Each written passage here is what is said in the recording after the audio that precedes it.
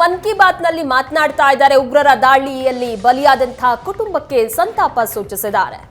रहेगा इस हमले के दोषियों और साजिश रचने वालों को कठोरतम जवाब दिया जाएगा।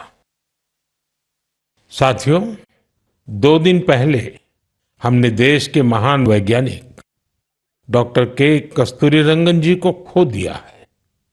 जब भी कस्तूरीरंगन जी से मुलाकात हुई, हम भारत के युवाओं के टैलेंट, आधुनिक शिक्षा, स्पेस साइंस ऐसे विषयों पर काफी चर्चा करते थे। विज्ञान, शिक्षा और भारत के अंतरिक्ष कार्यक्रम को नई ऊंचाई देने में उनके योगदान को हमेशा याद किया जाएगा। उनके नेतृत्व में इसरो को एक नई पहचान मिली। उनके मार्गदर्शन में जो स्पेस प्रोग्राम आगे बढ़े, उससे भारत के प्रयासों को ग्लोबल मान्यता मिली।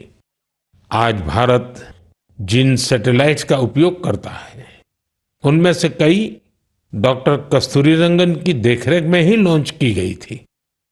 उनके व्यक्तित्व की एक और बात बहुत खास थी, जिससे युवा पीढ़ी उनसे सीख सकती है। उन्होंने हमेशा इनोवेशन को महत्व दिया। कुछ नया सीखने, जानने और नया करने का विजन बहुत प्रेरित करने वाला है। डॉक्टर के कस्तूरीरंगन जी ने देश की नई राष्ट्रीय शिक्षा नीति तैयार करने में भी बहुत बड़ी भूमिका निभाई थी।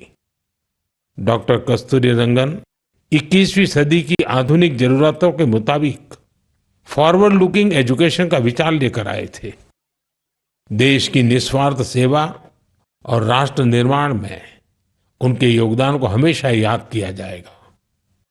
मैं डॉक्टर के कस्तूरीरंगन जी को विनम्र भाव से श्रद्धांजलि अर्पित करता हूं। मेरे प्यारे देशवासियों, इसी महीने अप्रैल में आर्यभट्ट सैटेलाइट की लॉन्चिंग के 50 वर्ष पूरे हुए हैं। आज जब हम पीछे मुड़कर देखते हैं, 50 वर्षों की इस यात्रा को याद करते हैं, तो लगता है हमने कितनी लंबी दूरी तय की है।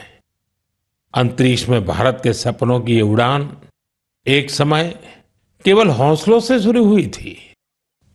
राष्ट्र के लिए कुछ कर गुजरने का जज्बा पाले कुछ युवा वैज्ञानिक, उनके पास न तो आज जैसे आधुनिक संसाधन थे, न ही दुनिया की टेक्नोलॉजी तक वैसी पहुंच थी।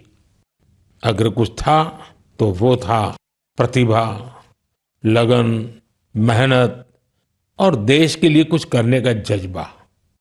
बैलगाड़ियों और साइकिलों पर क्रिटिकल इक्विपमेंट को खुद लेकर जाते हमारे वैज्ञानिकों की तस्वीरों को आपने भी देखा होगा।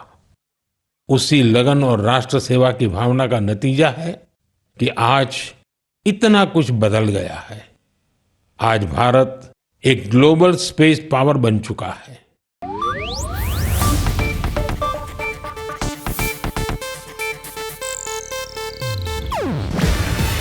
ಇದು ಏಷ್ಯಾನೆಟ್ ನ್ಯೂಸ್ ನೆಟ್ವರ್ಕ್ ಪ್ರಸ್ತುತಿ. ನೀವು ನೋಡ್ತಿದ್ದೀರಾ ಏಷ್ಯಾನೆಟ್ ಸುವರ್ಣ ನ್ಯೂಸ್.